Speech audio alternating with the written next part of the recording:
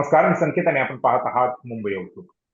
आपल्यासोबत doctor Deepak Pawar sir आहेत, जे मराठी अभ्यास केंद्राचे अध्यक्ष आहेत आणि त्यांच्या माध्यमातून मराठीसाठीची एक वेगळी चळवळ या मुंबई आणि संपूर्ण महाराष्ट्रामध्ये सुरू आहे. पवार सर, मुंबई आउटलुकमध्ये तुमचं स्वागत आहे. तुमचे धन्यवाद सर. मुंबईमध्ये देखील तुम्ही फिरलात, मुंबईच्या बाहेर देखील तुमचे अनेक दौरे झालेले आहेत.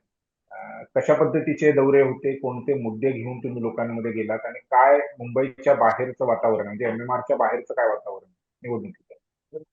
संकेत, महाराष्ट्राच्या जवळपास 10-15 जिल्ह्यांमध्ये आम्ही गेल्या 8 महिन्यांमध्ये आमची टीम फिरली आणि त्याला काही निवडणुका ही पार्श्वभूमी नव्हती. म्हणजे तिसऱ्या नव्हते, बरोबर. भाषेच्या सक्तीच्या विरोधामध्ये सुरू झालेलं ते आंदोलन होतं आणि त्यानिमित्ताने मग मराठी कारण, महाराष्ट्र धर्म याच्याबद्दलची मांडणी करण्यासाठी मराठी अभ्यास केंद्र आणि इतर सगळ्या समविचारी संस्था यांच्यासोबत हे सगळे दौरे आम्ही केले.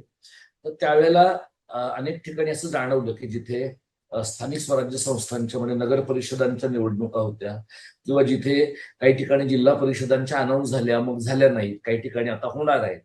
तर या सगळ्या ठिकाणी आतापर्यंत लोकांना जे वाटत होतं की भाषेचा प्रश्न हा केवळ शहराचा आहे किंवा तिसऱ्या भाषेच्या सक्तीचा प्रश्न सुद्धा मुंबई शहरासारख्या ठिकाणचा आहे. तर एक यश आम्हाला चळवळीचं असं वाटतं की महाराष्ट्राच्या अनेक जिल्ह्यांमध्ये, अगदी गावामध्ये असं मी म्हणणार नाही, पण जिल्ह्याच्या आणि महत्वाच्या तालुक्याच्या शहरांमध्ये जेव्हा सर्वसामान्य जनतेशी किंवा माध्यमाच्या प्रतिनिधींशी आम्ही चर्चा केली, त्यावेळेला त्यांना हा मुद्दा दखलपात्र वाटतो आहे किंवा हा मुद्दा दखलपात्र आहे अशा प्रकारची जाणीव त्यांच्यापर्यंत पोहोचवण्यामध्ये आम्हाला यश आलं. आणि ते करत असताना आम्ही त्यांना भाषेचं सांस्कृतिक राजकारण, ज्याला आम्ही मराठी कारण असं म्हणतो, ते मराठी कारण आणि हिंदुत्वाचं राजकारण याच्यात काय परस्पर विरोध आहे, तो विरोध आम्ही लोकांच्या पर्यंत मांडण्यामध्ये यशस्वी झालो असं आम्हाला वाटतं. याचा राजकीय प्रक्रियेवरचा जो परिणाम आहे तो काही पटकन दिसून येणारा नाही, कारण आम्ही आम्ही आम्ही काही कार्यकर्ते या टप्प्याला निवडणुका लढवत नाहीये.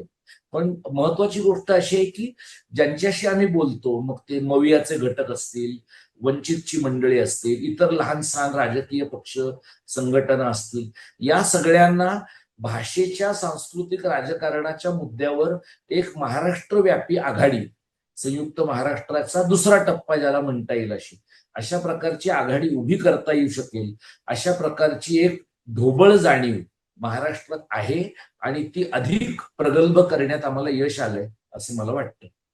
बरं. म्हणजे महानगरपालिकेच्या ज्या निवडणुका आहेत, त्या निवडणुकांच्या माध्यमातून तुम्ही जो मराठी कारण करण्याचा प्रयत्न केला किंवा एकूणच मराठीचा मुद्दा हा राजकारणाच्या केंद्रस्थानी यावा, अगदी सत्ताधाऱ्यांकडून, विरोधकांकडून त्यावरती जास्तीत जास्त बोललं गेलं पाहिजे किंवा बोललं जावं, अशी एक तुम्ही एक भूमिका मांडत होता. तर असं वाटतंय का ह्या सगळा प्रचार बघता की ती भूमिका तुमची योग्य होती किंवा तो मुद्दा, मराठीचा मुद्दा हा राजकारणाच्या केंद्रस्थानी आलेला आहे महाराष्ट्र आणि उर्वरित ज्या 29 महापालिका? भूमिका योग्यच होती आणि त्यामुळेच आम्ही ती महाराष्ट्राच्या कानाकोपऱ्यात मांडण्याचा प्रयत्न केला. आता ती राजकारणाच्या केंद्रस्थानी आणायची असेल तर त्याला राजकारणामध्ये इतर जी नॅरेटिव्ह आहेत, इतर जी संभाषित आहेत, विचारव्यूह आहेत सगळे, त्यांना त्यांनी चॅलेंज करणं आणि मग ते केंद्रस्थानी येणं असं आहे. तर मुंबई असेल, ठाणे असेल, मोठ्या महानगरपालिका असतील, इथं एक नॅरेटिव्ह भारतीय जनता पक्षाच्या मंडळींनी निर्माण करण्याचा प्रयत्न केला की इथे खान तुमचा महापौर झालेला तुम्हाला हवाय का, म्हणजे त्यांचं जे नेहमीचं हुकुमी शस्त्र आहे हिंदू आणि मुसलमानाचं, ते शस्त्र त्यांनी वापरण्याचा प्रयत्न केला. पण 2019 पासून 25-26 पर्यंत आता मध्ये बरंच पुलाखालनं पाणी वाहून गेलेलं आहे. त्यामुळे शिवसेनेचा उबाठा जो गट आहे त्याच्या मागे असलेल्या मुसलमानांना सुद्धा आपण काही विसंगत करतोय असं वाटत नाही आणि उबाठाला सुद्धा मुसलमानांच्या मतांवर आपला उमेदवार ईशान्य मुंबईमध्ये निवडून येतो तेव्हा ती काही फार मोठी गोष्ट वाटत नाही. त्यांना एका पातळीवर ते आपल्या व्यापक जनहिताचा किंवा त्यांच्या मासबेसचा भाग वाटतो. त्यामुळे हिंदू मुसलमान हे एक कथन आहे आणि हिंदू अस्मिता विरुद्ध मराठीपणाची जाणीव हे दुसरं कथन आहे, दुसरं नॅरेटिव्ह आहे. या दुसऱ्या नॅरेटिव्हकडे राजकीय पक्ष जावेत या दृष्टीनं आम्ही प्रयत्न केले. त्या दृष्टीनं सगळ्या पक्षांचे जाहीरनामे येण्याच्या अगोदर आम्ही मराठीनामा प्रसिद्ध केला. त्यासाठीची परिषद मुंबईमध्ये घेतली आणि महाराष्ट्रामध्ये मराठी शाळा, इथल्या सरकारच्या कामांमध्ये दिला जाणारा रोजगार, कंत्राट, या सगळ्यामध्ये मराठी माणसांना कशा पद्धतीनं प्राधान्य मिळावं याची एक सविस्तर मांडणी आम्ही त्यातनं केली, ती सगळ्या राजकीय पक्षांपर्यंत पोहोचवली. एवढंच नव्हे तर काँग्रेस सारख्या पक्षानं मराठी माणसांच्यासाठी काही म्हणायच्या अगोदर उत्तर भारतीयांसाठीचा जाहीरनामा आणला, त्याच्यावरही आम्ही टीका केली. आणि आम्हाला असं वाटतं की कार्यकर्ते म्हणून आम्ही मराठी आणि हिंदुत्व या प्रकारच्या राजकारणाला निवडणुकांच्या केंद्रस्थानी आणण्याचा कसोशीनं प्रयत्न केला आणि राजकीय पक्षांना अंतिमतः ते भाग पडलं असं दिसतं. आशिष शेलार यांचं एक स्टेटमेंट खूप व्हायरल झालं होतं. त्यांना विचारण्यात आलं की महापौर मराठी होईल का, तर ते म्हणाले की हिंदू होईल. कदाचित त्यावेळी बिहारच्या निवडणुका होत्या आणि त्यामुळे त्यांनी तसं स्टेटमेंट केलं असावं. त्यानंतर मग पुन्हा देवेंद्र फडणवीस ह्या महापालिकांच्या निवडणुकीच्या संदर्भामध्ये देवेंद्र फडणवीस यांची एक मुलाखत झाली. त्यात त्यांनी म्हटलं की भाषा आणि धर्म हे दोन सोबत चालणाऱ्या गोष्टी आहेत. तुम्ही त्यापासून फारकत घेतला म्हणजे तुमचा विचार अगदीच वेगळा आहे. तर काय देवेंद्र फडणवीस यांचं म्हणणं योग्य आहे का, आणि जर योग्य नाहीये तर ते कशा पद्धतीने? म्हणजे देवेंद्र फडणवीसांच्या विचारांपासून आम्ही फारकत घेतलेली नाही, कारण त्यांचा विचार आमचा कधीच नव्हता. आमचा विचार हाच आहे की महाराष्ट्राचा एकच धर्म आहे आणि तो महाराष्ट्र धर्म आहे. त्यांचा रेशीम बागेतल्या मंडळींचा जो हिंदुत्ववादाचा धर्म आहे तो गोळवलकरांच्या विचारधर्ममधनं येतो आणि त्याचा आणि आमचा काही संबंध नाहीये.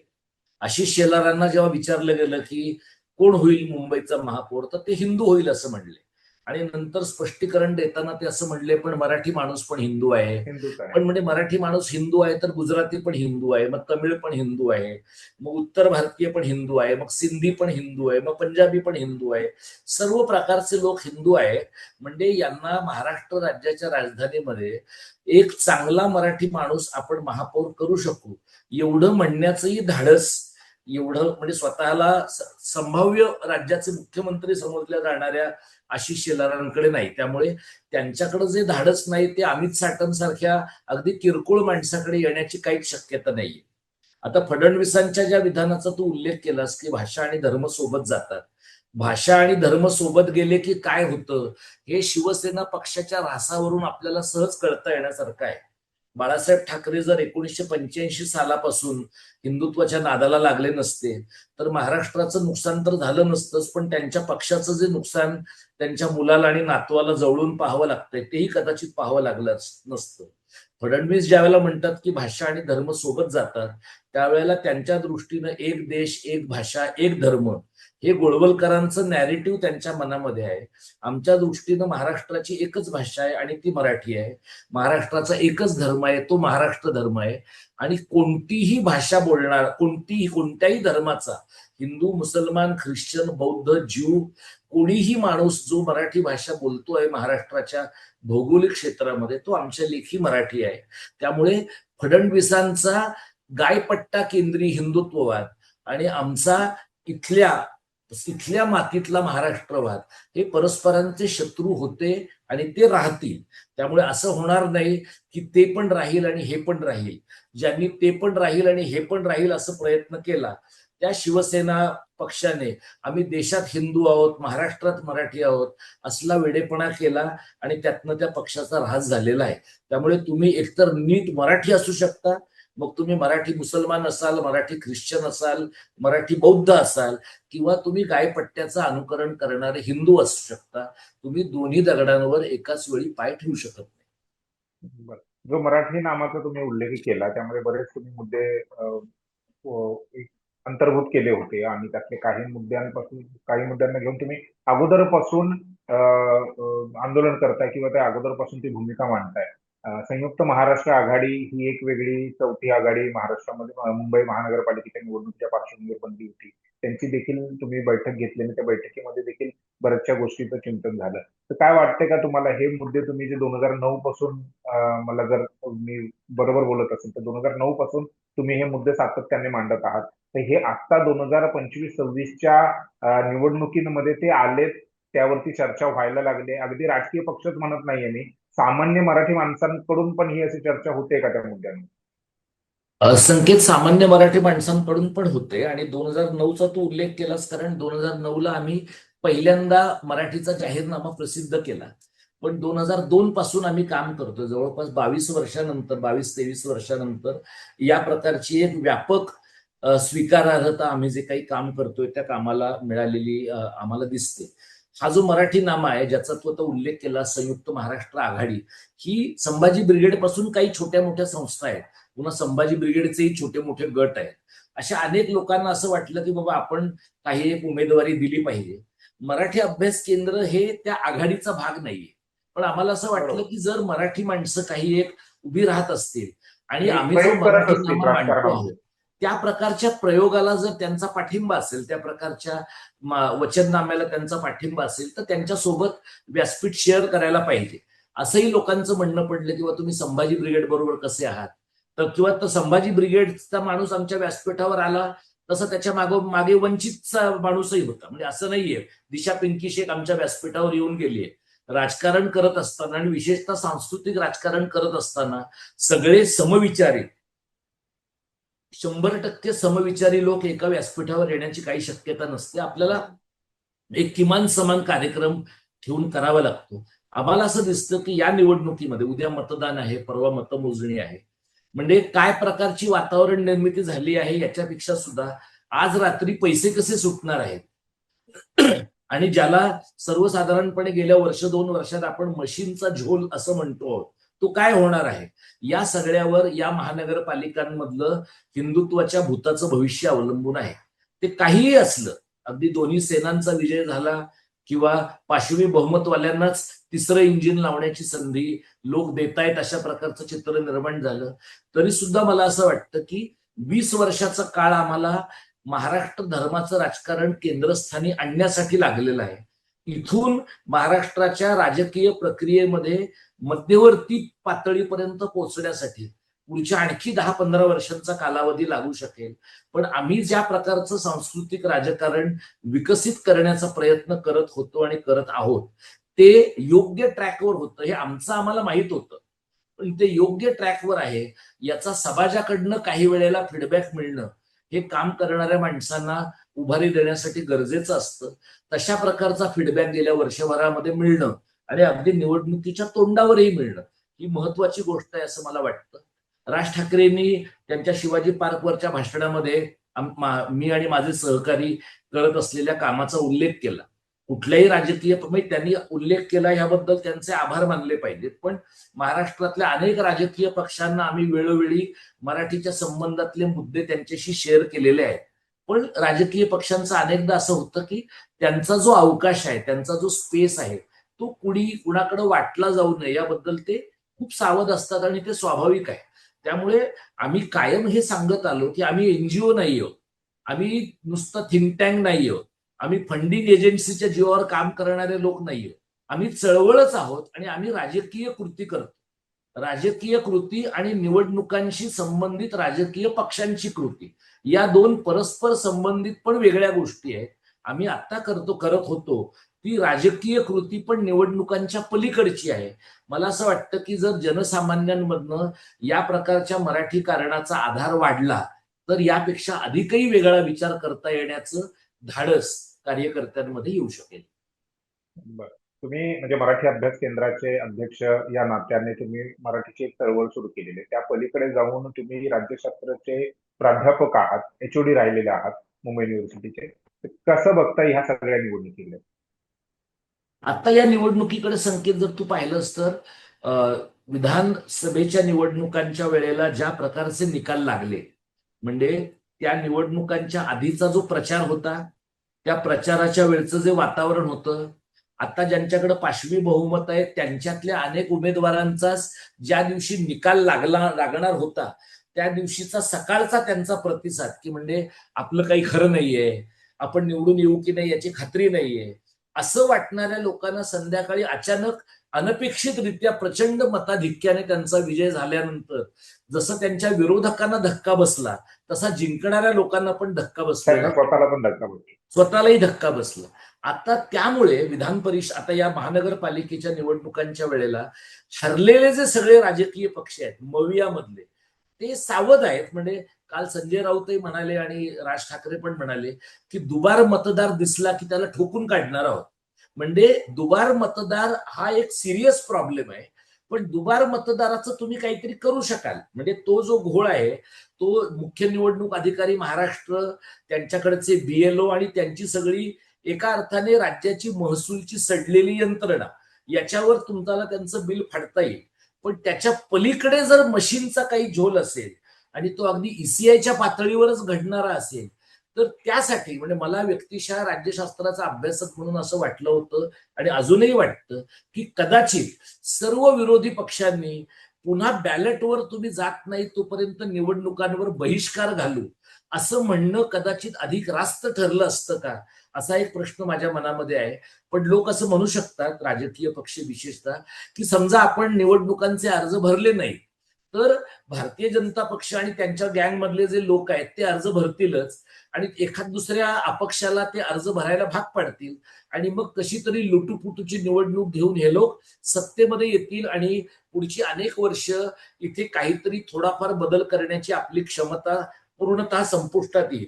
हा त्यांचा मुद्दा मला पूर्ण मान्य आहे. पण म्हणजे फक्त प्रॉब्लेम मतदार यादीतल्या घोळांचा किंवा मेलेली माणसं येऊन मतदान करतायत, या भागातले लोक त्या भागात करतायत, उत्तर भारतातले लोक महाराष्ट्रात पण मतदान करतायत आणि युपीत पण मतदान करतायत. तर ह्या प्रकारच्या ज्या लबाड्या आहेत हे सगळं मोडून काढण्यासाठी या निवडणुकीच्या नंतर, कारण एकदा ह्या निवडणुका झाल्या की जवळपास 4 वर्ष आता दुसऱ्या निवडणुका नाहीयेत, स्थानिक पातळीवरच्या पण नाही, देशाच्या पातळीवरच्या पण नाही. तर मला वाटतं की राजकीय पक्षांनी फार गांभीर्यानं या मतदार याद्यांच्या प्रक्रियेचा विचार केला पाहिजे आणि दुसरं म्हणजे पुढच्या काही महिन्यात सुरू होणाऱ्या जनगणनेच्या प्रक्रियेचा केला पाहिजे.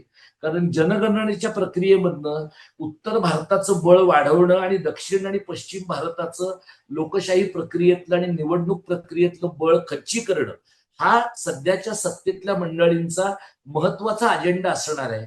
त्यामुळे या निवडणुकीत आता मला असं दिसतं की भारतीय जनता पक्ष प्रचंड पैसे ओतेल, मुंबईत शिंदे ओततील, ठाण्यात ओततील, पुण्यामध्ये तर आपल्याला असं दिसतं की सगळ्या राजकीय पक्षांचं रूपांतर कोयता गँगमध्ये झालेलं आहे असं दिसतं. तर या पद्धतीनं प्रचंड पैसे वापरले जातील आणि बाकीची होणारी अफरातफरी आणखी वेगळीच आहे. अशा परिस्थितीत जर विरोधकांना यश मिळालं तर ते अत्यंतिक अभिनंदनास पात्र ठरतील आणि भाजप आणि त्यांच्या बरोबरच्या पाशवी बहुमताच्या लोकांना यश मिळालं तर त्यांचा आतापर्यंतचा जो गेम प्लॅन आहे, पैसे खर्च करणं, लाडक्या बहिणींना पैसे देणं आणि बाकी यंत्रणा मॅनिप्युलेट करणं, हे त्यांनी मागच्या पानावरून पुढे चालू ठेवलेलं आहे आणि त्यात त्यांना नीट यश मिळतंय असं म्हणायला पाहिजे. त्यामुळे या निवडणुका झाल्यानंतर पुढच्या मोठ्या निवडणुका येईपर्यंत जी काही देशामधली अघोषित फॅसिस्ट राजवट आहे, या अघोषित फॅसिस्ट राजवटीतनं बाहेर पडण्यासाठी आपले विरोधी पक्ष आता धरसोड न करता, दोन डगरीवर पाय न ठेवता आणि भारतीय जनता पार्टीच्या टोळीला शरण न जाता काम करणार आहेत का, हा सगळ्यात कळीचा प्रश्न आहे. राज ठाकरे यांनी मुंबईच्या सभेत त्यानंतर ठाण्याच्या सभेत असं म्हटलं की ही निवडणूक मराठी माणसांसाठी शेवटची निवडणूक आहे. तुम्हाला हे खरं वाटतंय का? खरं तसं आहे का? की हा फक्त मतं मिळवण्यासाठीचा, म्हणजे मराठी माणसं भीतीपोटी ठाकरेंना वोट देतील किंवा आम्हाला वोट द्या अशा पद्धतीचा त्यांचा एक काही राजकारणाचा एक डाव आहे? असं आहे की ही मुंबई महानगरपालिकेच्या रचनेतली शेवटची निवडणूक असेल अशा अर्थानं मी ते वाक्य घेत नाही. मी ते या अर्थानं घेतो की मुंबई महानगरपालिकेवर मराठी माणसांचा वर्चष्मा असणं आणि त्यानंतर मुंबईला जोडलेल्या एमएमआर प्रांताचं मराठी माणसांशी आणि मुंबई शहराशी, महाराष्ट्राशी अभिन्न नातं असणं, या प्रकारचा कनेक्ट असणारी कदाचित ही शेवटची निवडणूक आहे. कारण जर फडणवीस आणि त्यांच्या गँगची भीड चेपली आणि तिसरी चौथी मुंबई, वाढवण, मुरबे आणि इतर सगळे जे त्यांचे तथाकथित इन्फ्रा प्रोजेक्ट्स आहेत, या सगळ्या इन्फ्रा प्रकल्पांच्या जीवावर आपण मुंबईतल्या लोकांना भ्रमित करू शकतो, असा आत्मविश्वास जर त्यांना मुंबई, ठाणे, नवी मुंबई, वसई, विरार या भागांमध्ये वाटला तर ही सगळी मंडळी उत्तर भारतीयांची लोकसंख्या आणि गुजर मारवाड्यांचा पैसा यांच्या जीवावर मुंबईचा केंद्रशासित प्रदेश, एमएमआरचं वेगळं राज्य अशा प्रकारची रचना पुढे आणायला अजिबात मागे पुढे पाहणार नाही. फडणवीसांना स्वतःलाच विदर्भाचं वेगळं राज्य पाहिजे होतं, पण एकदा महाराष्ट्रातला प्रचंड पैसा दिसला की विदर्भाचं राज्य मागणं म्हणजे ओसाडगावची पाटीलकी मागण्यासारखं आहे. पण जर महाराष्ट्राचे 3 भाग होणार असतील, एमएमआरचं वेगळं राज्य होणार असेल, उर्वरित महाराष्ट्राचा होणार असेल आणि विदर्भ सगळा विदर्भ वेगळा. मारवाड्यांच्या आणि हिंदी भाषकांच्या ताब्यात जाणार असेल, तर छोट्या राज्यांच्या नावाखाली भाजप सारखा त्याबद्दल आनंदी असणारा दुसरा पक्ष असणार नाही. त्यामुळे राज ठाकरे जे म्हणतायत त्यातनं त्यांच्या पक्षाला मतं मिळावीत अशी जर त्यांची अपेक्षा असेल तर ती गैर नाही, कारण सगळेच ती मतं मागतायत. जसं देवेंद्र फडणवीस कुठलाही युट्यूब व्हिडिओ तू आता काढलास तर त्या युट्यूब व्हिडिओच्या अगोदर सुद्धा एखादा माणूस वेळेवर घरी किंवा लवकर घरी जेवायला येतो आणि असं म्हणतो की देवाभाऊने मेट्रो आणली म्हणून मी घरी लवकर जेवायला येतो. मेट्रोने घरी जेवायला किती लोक येतात आणि गाडीमध्ये चिरडून घरी किती लोक जेवायला येतात आणि मेल्यासारख्या अवस्थेत किती असतात हे देवाभाऊला का माहित नाही, कारण देवाभाऊनं कधी सेकंड क्लास सोडा फर्स्ट क्लास मधनं सुद्धा प्रवास केलेला नाहीये. त्यामुळे देवाभाऊचे जे लाभार्थी आहेत ते सगळे मिलिंद म्हैसकर आणि मनीषा म्हैसकर टाईपचे लोक आहेत. त्यानंतर अश्विनी भिडे टाईपचे लोक आहेत. ही जी IAS लॉबी आहे हे त्यांचे लाभार्थी लोक आहेत आणि ते ह्या सगळ्या प्रोपगँडा मशीनचे, या सगळ्या प्रचार यंत्रणेचे लाभार्थी, प्रचार यंत्रणेचं वाहन आहे. त्यामुळे या पातळीवर कोणत्याही माणसाला जर भारतीय जनता पक्षाचं हे पाशवी बहुमताचं केंद्र आणि राज्यातलं सरकार नेस्तनाबूत करायला हवं असेल तर त्यांनी काँग्रेसच्या मराठी उमेदवाराला मतदान करायला पाहिजे, सेना आणि मनसेच्या मराठी उमेदवाराला मतदान करायला पाहिजे, जिथं असेल तिथे वंचितच्या उमेदवाराला करायला पाहिजे. पण कोणत्याही परिस्थितीमध्ये लोढा, कृपाशंकर, संजय निरुपम या टोळीशी दुरान्वयानेही संबंधित असलेल्या माणसांकडे हवं तर तिथं नोटाचा पर्याय दाबला तरी चालेल, पण या लोकांच्या नादी लागता कामा नये अशी परिस्थिती आहे. बरं, धन्यवाद सर. माझ्या शेवटचा एक प्रश्न होता त्याचं देखील तुम्ही उत्तर दिलेलं आहे. मराठी माणसांसाठी महत्वाची निवडणूक आहेच, परंतु त्याशिवाय मराठी माणसांचा वरचष्मा महापालिकेवरती राहणं आणि मुंबई ही महाराष्ट्रामध्येच राहणं यासाठी ही महत्वाची निवडणूक आहे. त्यामुळे त्या अनुषंगाने वोटिंग केलं पाहिजे. त्या सगळ्या गोष्टी डोळ्यासमोर ठेवून आपलं मत जे आहे ते एका विशिष्ट विचारधारेला किंवा केवळ 1,500 रुपये मिळालेत म्हणून मत न देता आपल्या समस्या मराठी माणसांच्या जो काही सजगपणा आहे त्यावरती त्यांनी वोटिंग केलं पाहिजे अशी अपेक्षा आहे. आणि आता बघूयात पुढे, उद्या वोटिंग आहे, परवा रिझल्ट लागणार आहे, त्यामुळे मराठी माणूस किंवा मुंबईचं चित्र कसं असेल हे आता आपल्याला परवा समजणार आहे. तुर्तास आपण इथेच थांबूयात. डॉक्टर दीपक पवार सरांनी वेळ दिला त्याबद्दल सर तुमचे आभार. धन्यवाद. धन्यवाद.